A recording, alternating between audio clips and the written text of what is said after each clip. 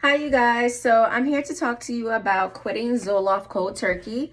First, before I get started with my video, I'm going to let you guys know I am not a physician, not a doctor. Please consult with your doctor before doing anything that could possibly affect you.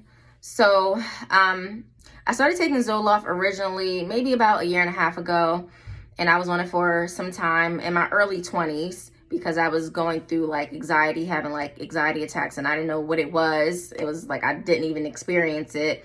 But in my early 20s, I experienced it, and I was like, what the heck is this? So my doctor put me on Zoloft, and I thought that it worked for me. And then eventually, like, I kind of stopped taking it. Like, I kind of weaned myself off in a sense. You know, I took one pill one day and then skipped the day, then took another pill. Then I just stopped taking it one day, and that was fine. But recently I hit a bump in the road. You know, I lost my mom to COVID and cancer. And, you know, the stages of grief, you know, feeling those different emotions could be, you know, tough.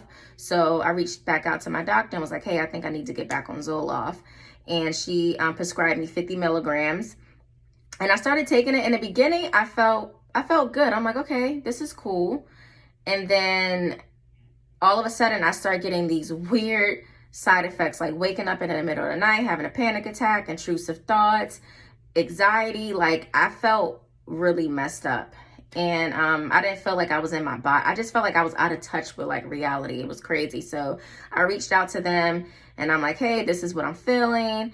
And they told me that it's going to get worse before it gets better. And they suggested that I stay on it for at least 8 weeks. And I'm just like, I don't want to experience this for a whole 8 weeks. Like, I got to go to work. I got to be a mom.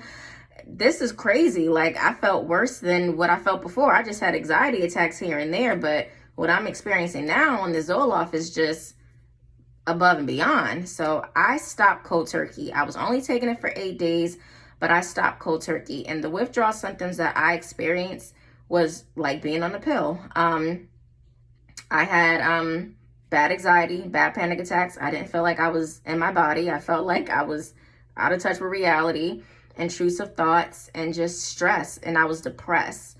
And I was told that, you know, I did my own little Google research and, you know, asked different people who I knew something about, you know, taking Zoloft. And I was just told that it can take anywhere to like 3 weeks plus to have those withdrawal symptoms, you know, go away.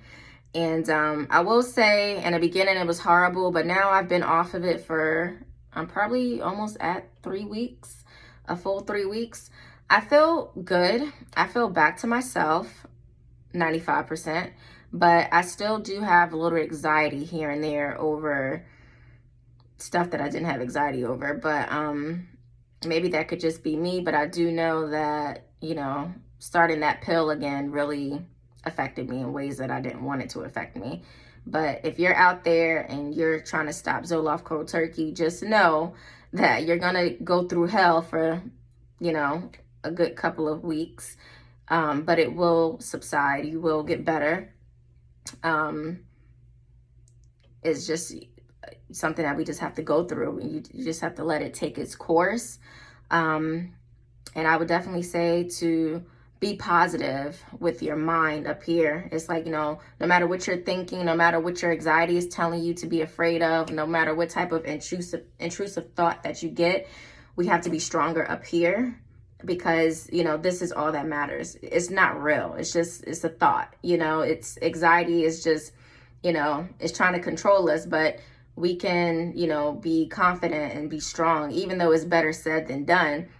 But I've been trying my best that, you know, when I feel like I'm inside like a situation that's going to cause me anxiety, you know, I've been trying to count objects, try to get my mind off of it, you know, like thinking about something positive that I enjoy doing, or counting the cars on the road, like 1, 2, 3, something to get my mind off of it. And as far as like the intrusive thoughts, I'm gonna do another video on that too.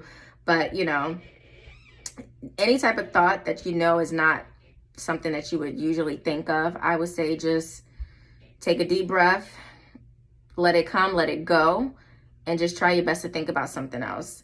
I'm still battling it myself, but I just want to, you know, reach out to people who might be experiencing the same thing that I'm experiencing, and let you know that it is light at the end of the tunnel. You know, you can try natural alternatives. I'm gonna start trying some natural alternatives. I started taking like a good multivitamin and some B12, and I've been doing my research on natural remedies for anxiety, and I've been exercising and just really trying to push myself to like my fears. Like, oh, I don't want to go out today because I'm depressed, and I'm just like, you know what, go out today at least for 30 minutes and see how you feel. You know, go on that date and just, you know, you might be emotional wreck, but you might wind up enjoying yourself. So I would definitely say push through your fears. Don't let it control you, because, you know, if we let depression and, you know, anxiety and stuff like that control us, we'll be inside the bed all day. And it's so much to see out inside the world. So many different people that, you know, we need to meet, places that we need to go and just explore, because we only live one life. So I would definitely say don't let anxiety, depression, intrusive thoughts, anything that you're going through mentally, do not let it hold you down. Keep fighting and keep doing what you need to do. I'm here. You can comment. And I'll let you guys know on my journey too with my whole mental health thing. But yeah, so I'm Jasmine again, and until next time.